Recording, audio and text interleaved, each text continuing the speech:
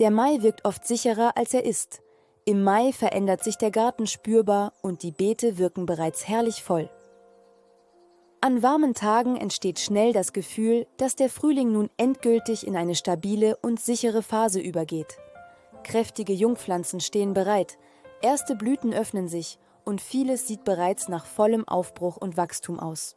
Gerade deshalb verleitet dieser Monat zu vorschnellen Entscheidungen. Denn was tagsüber freundlich wirkt, kann nachts ganz anders aussehen. Die Luft kühlt ab und der Boden verliert Wärme. In klaren Nächten zeigen sich Temperaturunterschiede, die man am Nachmittag kaum vermutet hätte. Besonders wärmeliebende Kulturen reagieren jetzt extrem empfindlich auf Kälte und Zugluft. Hier lohnt sich im Mai ein etwas genauerer Blick. Was die Eisheiligen eigentlich bedeuten? Gemeint sind traditionell die Tage vom 11. bis zum 15. Mai als wichtige Orientierungspunkte. Verbunden sind damit die Namen Mamertus, Pankratius, Servatius, Bonifatius und die Kalte Sophie. Darin steckt viel praktischer Erfahrungswert. Sie stehen für eine Wetterphase, in der der Frühling noch nicht gefestigt ist. Warme Tage und kalte Nächte liegen nah beieinander. Natürlich verläuft nicht jedes Jahr gleich, doch die Grundidee bleibt hilfreich. Der Mai verlangt noch Aufmerksamkeit. Die Eisheiligen sind kein Anlass zur Sorge, sondern eher eine Erinnerung daran, dass die Natur ihre eigene Zeit hat. Der Garten ist im Mai oft schon weit, aber noch nicht immer sicher. Denk daran, Geduld schützt deine Ernte. Warum kalte Nächte im Mai so problematisch sind? Gerade im Mai werden Temperaturen oft falsch eingeschätzt. Wenn die Sonne scheint und das Thermometer am Nachmittag angenehm hochsteigt, wirkt der Garten stabil. Doch für viele Pflanzen ist nicht der warme Tag entscheidend, sondern die Nacht.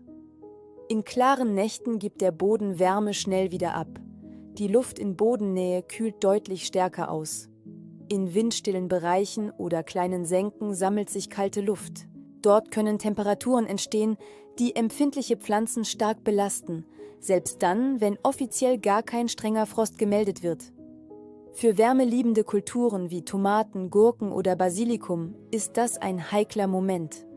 Schon kühle Nächte können das Wachstum bremsen. Oft zeigt sich das in einem stockenden Start, blassen Blättern oder einer verlangsamten Entwicklung. Achten Sie auf die gesamte Temperaturspanne. Fehler Nummer 1: Zu früh auspflanzen. Nach warmen Tagen wirkt es oft so, als könnte der Garten nun vollständig starten.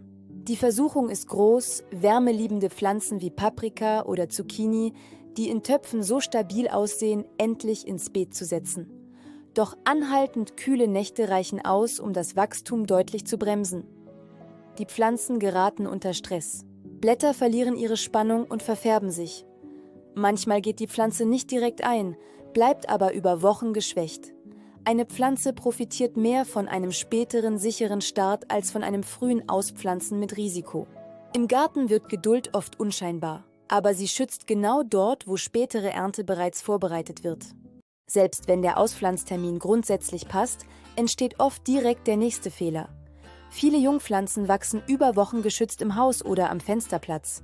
Dort sind die Bedingungen relativ gleichmäßig.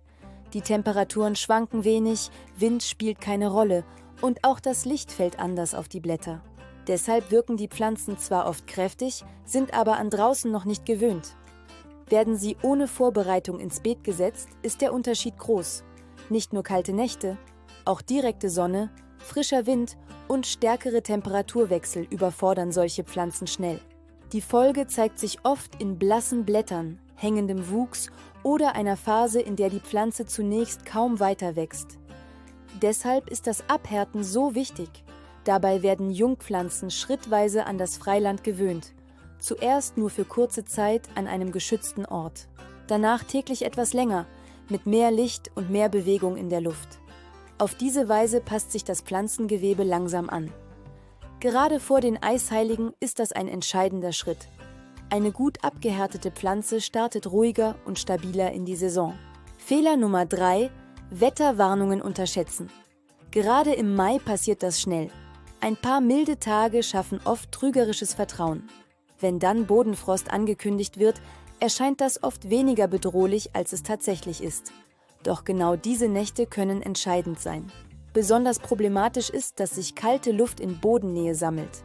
Dort kann es deutlich kälter werden als die allgemeine Temperaturangabe. Und genau diese Differenz reicht manchmal aus, um weiche Triebe oder junge Blüten zu schädigen. Nehmen Sie Wetterberichte deshalb ernst. Schon einfache Schutzmaßnahmen helfen. Ein Vlies über dem Beet, ein geschützter Standort an der Hauswand oder das Hereinholen von Kübelpflanzen. Gerade rund um die Eisheiligen ist Aufmerksamkeit oft wirksamer als jede spätere Rettungsmaßnahme. Nicht jede Stelle im Garten reagiert gleich auf kalte Nächte. Gerade rund um die Eisheiligen wird oft unterschätzt, wie groß die Unterschiede sein können. Während eine geschützte Ecke an der Hauswand nachts mild bleibt, kühlt ein offenes Beet in einer zugigen Lage oft deutlich stärker aus. Auch kleine Senken oder freie Flächen ohne Windschutz sind in dieser Zeit besonders empfindlich. Genau darin liegt ein typischer Fehler.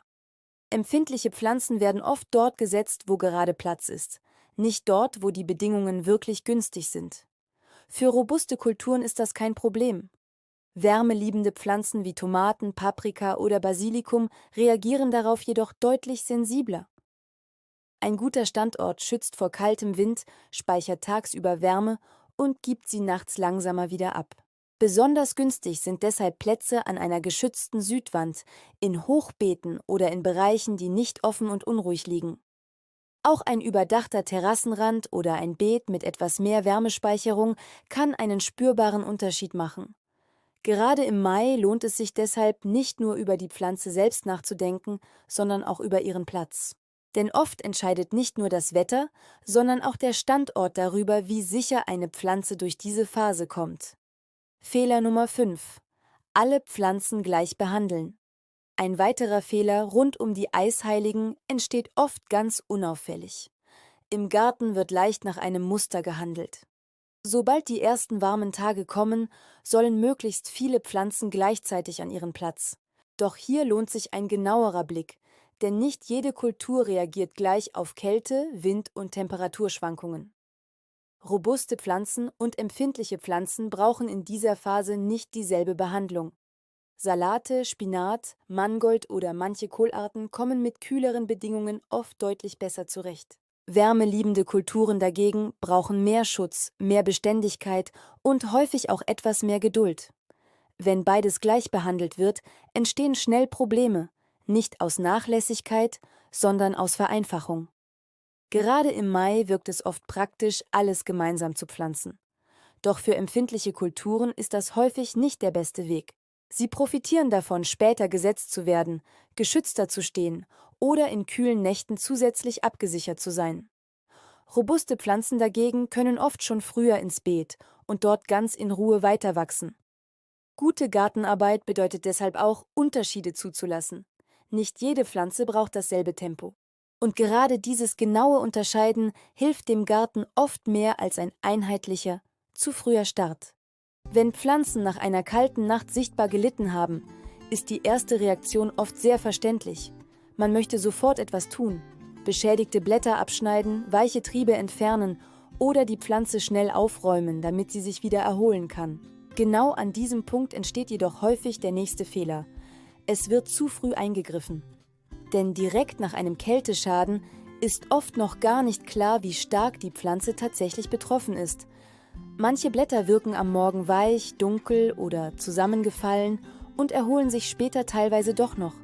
Besser ist es, zunächst abzuwarten. Die Pflanze braucht jetzt vor allem Ruhe, Schutz und etwas Zeit.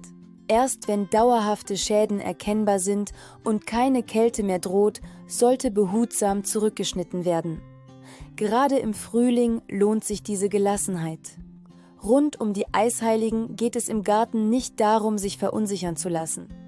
Wichtiger ist es, die Phase im Mai richtig einzuordnen. Nicht jede warme Woche bedeutet schon Sicherheit. Oft reicht es, etwas genauer hinzusehen.